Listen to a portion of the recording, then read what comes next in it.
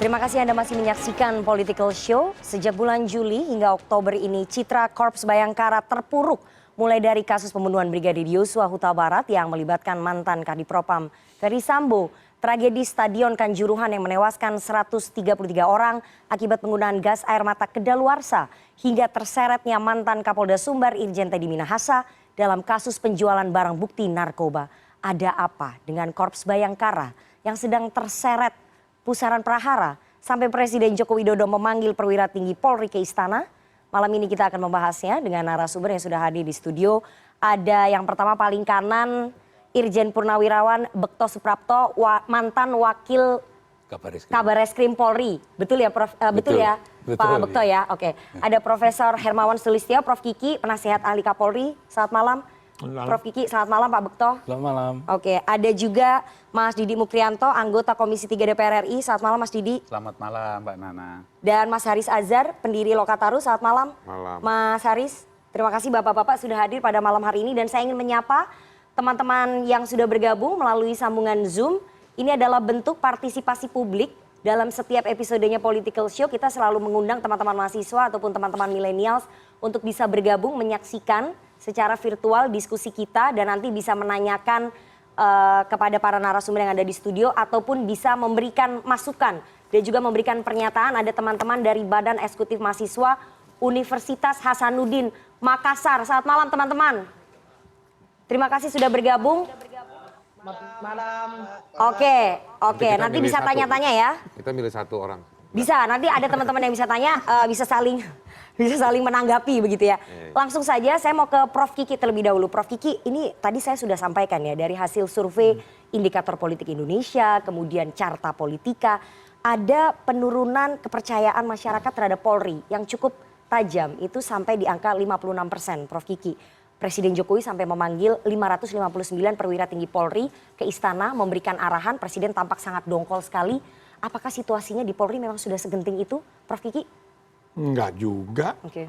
Kenapa bad news is good news? Itu repotnya. Oke. Kenapa penangkapan Teddy Minahasa misalnya?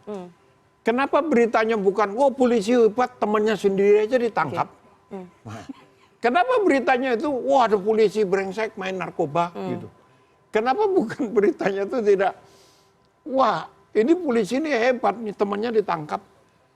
Wah polisi ini hebat, Kadipropamnya ditangkap di sidang, dioprak-oprak, dibersihin semua gitu. Tapi beritanya, oh ini ada polisi brengsek, polisi itu gitu. Nah sehingga kita bicara tentang satu pasar yang ada tikusnya, kita tidak bicara tentang tikusnya, kita bicara ini pasar ini brengsek gitu. Pasar ini nggak brengsek, polisi itu seluruh Indonesia jumlahnya 448.000 orang itu. Kalau ada satu tikus, ya tikusnya ditangkap, kan gitu, dibersihin. Jangan lalu kita bicara tentang seluruh pasar itu, oh pasarnya brengsek gitu. Kenapa? Polisi itu pilar demokrasi, catat gitu. Itu resolusi PBB 148 tahun 60. Nah, sebagai institusi sipil. Polisi kita itu sudah sipil. Kalau perilakunya belum sipil, oknumnya kita bersihkan. Nah itu yang sedang dilakukan oleh Kapolri sekarang. Mari kita bersihkan, kita ini kan. Tapi survei menunjukkan bahwa ada penurunan kepercayaan terhadap masyarakat. Karena bahwa sedang tidak baik-baik saja. Masyarakat itu tidak tahu, misalnya masih melekat bahwa polisi itu kekuatan bersenjata gitu. Polisi itu bukan kombatan gitu.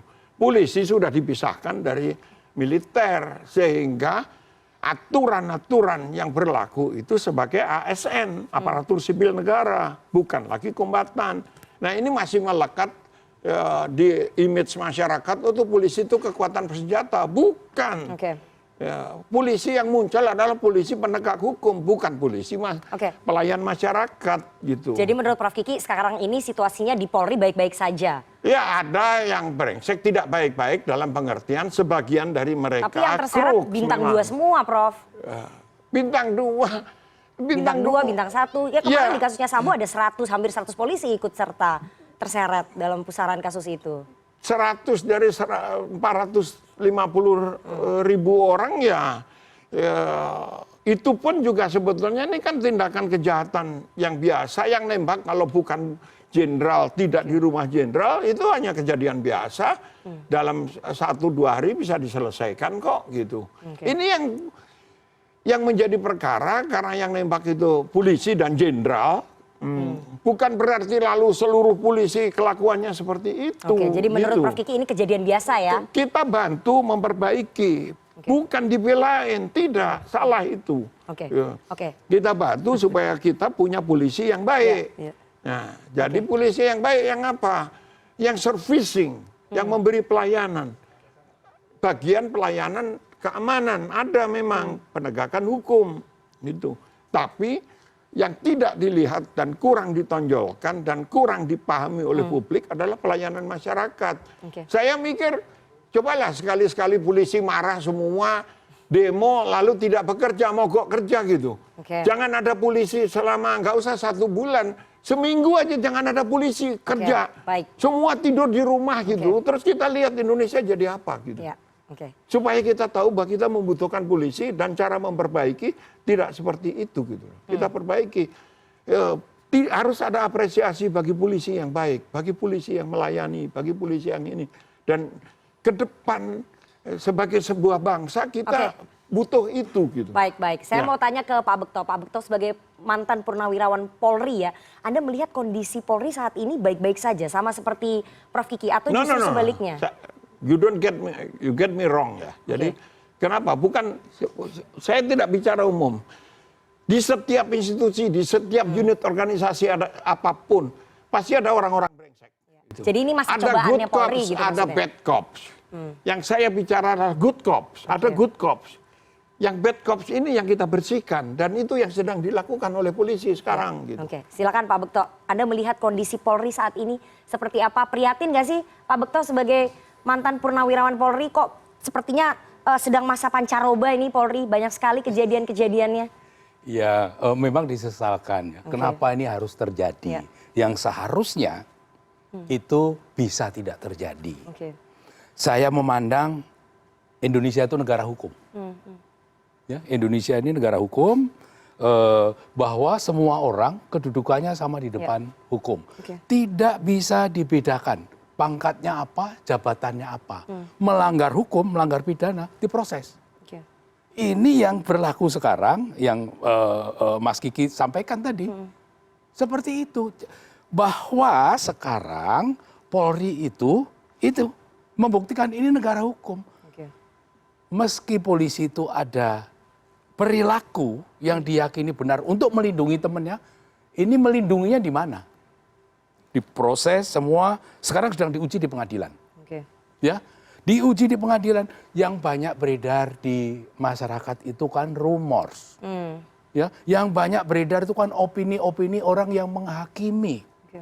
Ini semua ibarat penyidikan, ya sekarang proses pengadilan, ini sama dengan orang membuat tesis, membuat disertasi, diuji di sidang pengadilan. Metodologinya benar apa enggak? Faktanya yang disampaikan, meskipun ada yang ngelak-ngelak dan sebagainya, nanti ini dibuktikan.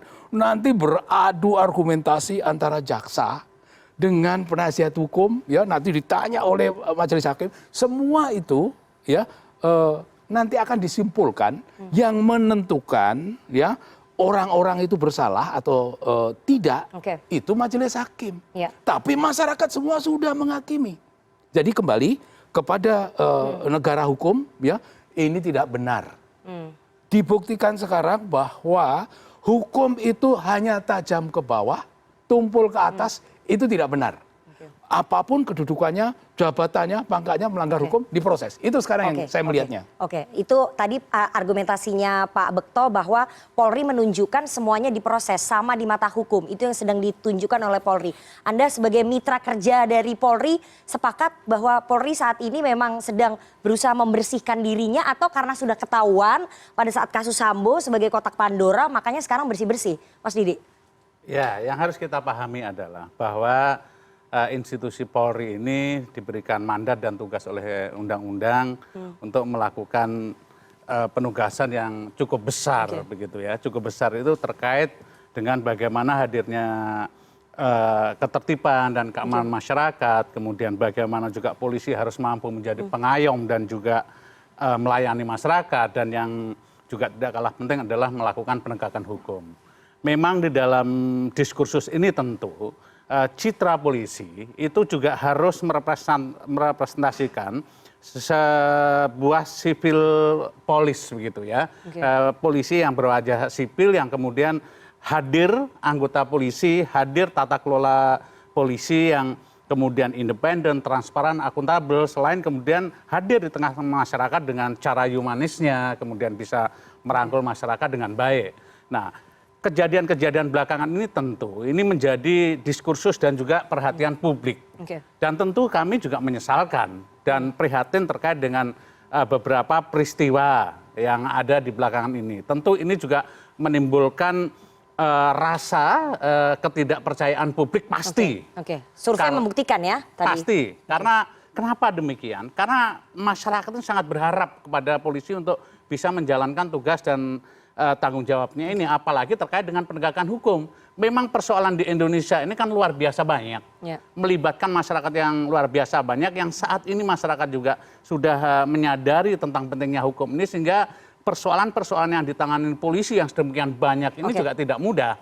Namun yang juga harus juga disadari sejak awal bahwa hati-hati Kapolri ini untuk melakukan pengelolaan terhadap Polri. Jika tidak kemudian tidak proper, tidak utuh, maka bisa saja kemudian trust publik menurun, kemudian karena adanya potensi rusaknya soliditas Polri, baik anggota maupun pimpinan Polri, dan juga bagaimana ada rasa keadilan yang terkoyak di masyarakat. Ini memang harus dijawab. Ini bukan persoalan Polri wajahnya seperti apa, tapi ini adalah tanggung jawab yang tidak boleh dilupakan oleh Polri. Kita akan bahas nanti soal reformasi di tubuh Polri, tapi saya ingin tanya, apakah Anda sepakat tadi yang disampaikan oleh Prof. Kiki bahwa sebenarnya kasus Sambo ini kasus yang biasa-biasa saja, bisa selesai dengan cepat?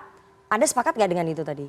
Cara pandangnya bisa berbeda-beda. Saya melihat ini memang harus ada perbaikan dan pembenahan Polri, karena di kasus Sambo ini terbukti secara fakta bahwa muncul loyalitas korps yang keliru, yang salah di kasus Sambo. Tapi kalau saya bicara general secara umum, tentu ini juga menjadi bagian kasus, tapi bukan berarti didiamkan.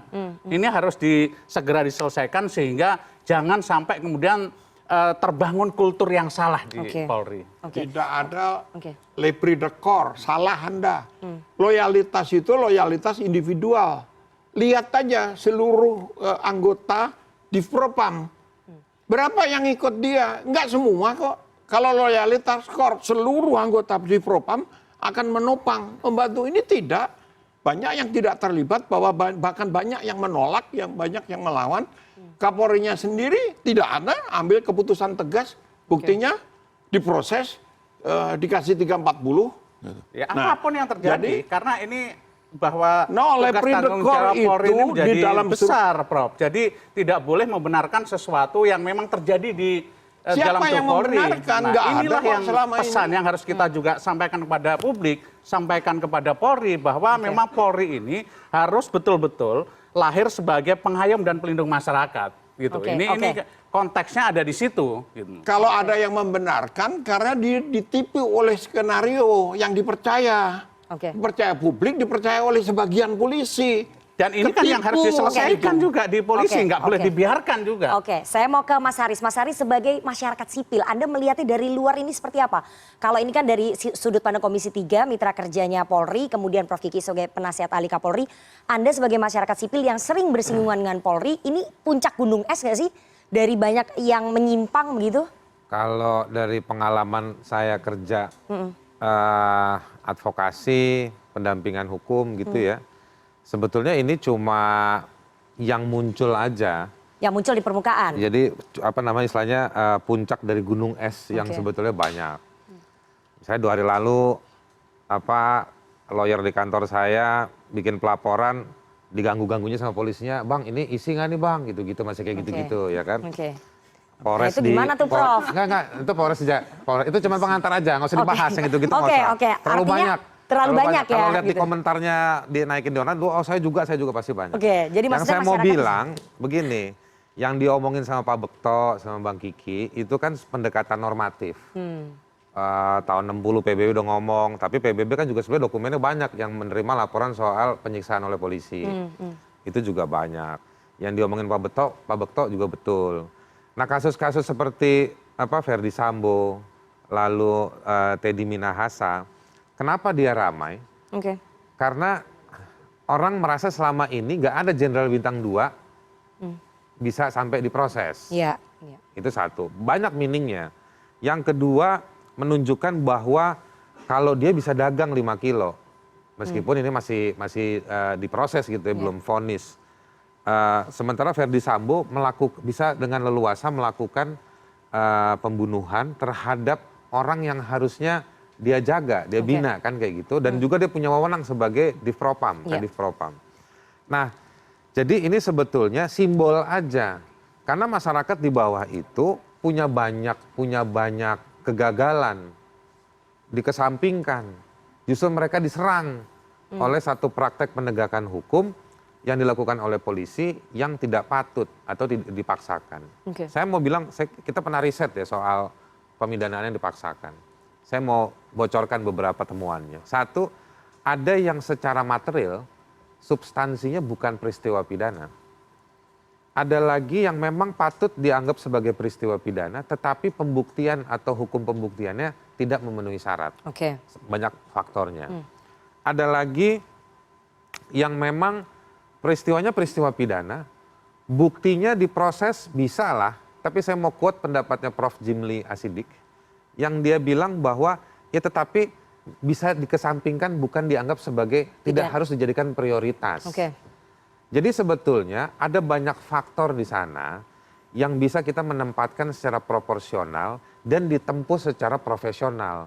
Nah proporsional tadi itu masyarakat nggak ketemu. Itu yang dia suka bilang diskriminasi. Giliran kita orang miskin, miskin secara ekonomi, secara informasi, secara sosial, kita diproses. Giliran yang kaya-kaya, ya kan, diprosesnya susah bener. Berarti tajam ke bawah, tumpul ke atas. Tajam ke bawah, tumpul ke atas itu nyata. Bahwa hari Dan itu ini dilakukan Pak oleh Bekto Polri bilang, menurut Anda? itu banyak di lapangan. Nah bahwa Pak Bekto bilang hari ini terbukti dalam kasus Sambo atau Teddy, ke atas juga tajam, iya itu kan baru. Makanya kan diskusi kita kan diawali dengan opini publik. Nah orang itu sebetulnya kalau Bang Kiki bilang bahwa di dalam institusi baik-baiknya baik-baik aja. Indikator baik-baiknya apa? Gajian tetap gajian. Bang Kiki sebagai penasihat Kapolri tetap. Yang ngomong dia bukan. Enggak, misalnya kalau dibilang baik-baik aja, banyak indikatornya yang kita bisa perdebatkan. Tetapi publik ketika dia punya masalah pidana, nggak dapat satu pelayanan hukum yang proporsional dan profesional, lalu dia lihat di tempat lain ada polisi digituin, publik itu gampang ngerasain loh. Apa yang dirasakan oleh publik begitu ya? Saya punya banyak di HP saya daftar orang yang nanya tiap minggu gitu, Bang kasus saya gimana, Bang kenapa gua nggak bisa ini, Pak kenapa saya begini. Banyak. Udah sampai lapor ke Verdi Sambo pun pernah, ada ibu-ibu dari Makassar, ya. Dan tidak diproses. Kakaknya, suaminya polisi, ya, anggota Brimob, kakaknya dibunuh oleh polisi dalam proses penangkapan. Ya kan, dia sampai lapor, sampai nulis surat ke Listio, sampai lapor ke Verdi Sambo, ya, balik ke Makassar, kasusnya juga nggak diapa-apain. Baik. Saya ingin minta tanggapan dari Prof. Kiki, nanti tahan dulu Mas Haris, tapi kita harus jeda, jangan kemana-mana, tetap bersama kami di Political Show.